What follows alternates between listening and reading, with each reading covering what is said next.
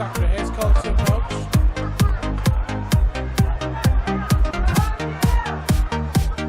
Ellis shows it. He's going to go himself. That's outstanding. Andy Ellis, welcome back to Featherstone Rovers. Featherstone Rovers coach John Sharp, Rovers 21, Dewsbury 20. What a match. Cracking game really, wasn't it, for the spectators.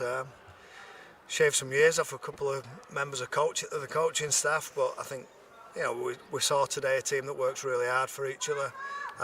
Going 14-0 down was probably not in the plans, but we maintained composure.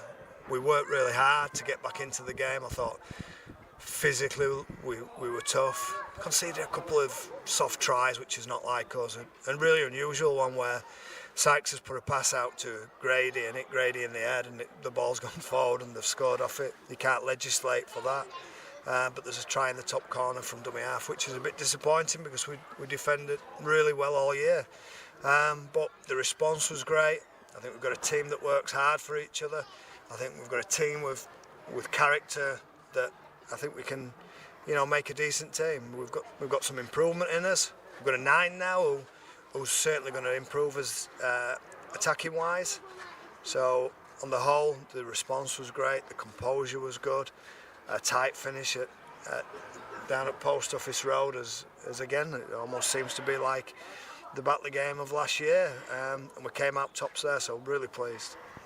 Again, we mentioned last time out against Batley, it's a game you'd possibly lost last season. Is this another game which we've won today that we possibly wouldn't have won last season? Possibly, yeah, possibly. I think Dewsbury were good, but I thought we were better. Had a couple of tough calls that didn't quite go our way, but that's rugby league. A couple of things that didn't quite work for us, but we handled it. We didn't roll over and die. We kept working hard for one another and certainly kept the fans waiting, didn't we, right to the very end.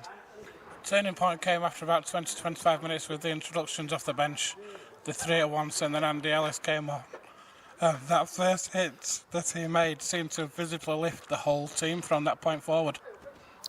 I was excited about seeing the bench, and the plan was very much about introducing them all at around the 20-minute mark, and they lifted the team. I thought they lifted the crowd. I thought they were aggressive and direct, and certainly were a handful. And again, I knew they were going to be injected back into the game at the latter stages, and that plan worked as well. So really pleased with the guys on the bench. Just speaking to the players afterwards and in the dressing rooms, and I said I've got to take my hat off to the bench, and in particular Andy Ellis, who I thought was magnificent tonight. Strange call at the end. Can you explain the decision at the end with the penalty from the kick-off? Yeah, the ball's got to go 10 metres and Cordin stopped it from going 10, so that's a penalty to Dewsbury. Tough game next week now. I mean, we're maintaining the home records, obviously a big plus for us, but we need to get results away. Next week we're travelling away at Swinton. Yeah, we've got to maintain this attitude. We've got to improve our overall game.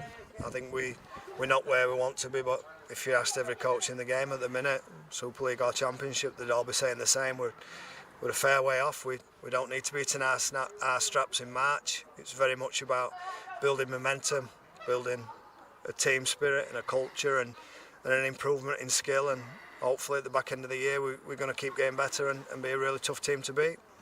That team spirit is obvious throughout the camp, and it's really enjoyable for the fans to watch and the players as well. Are they enjoying it?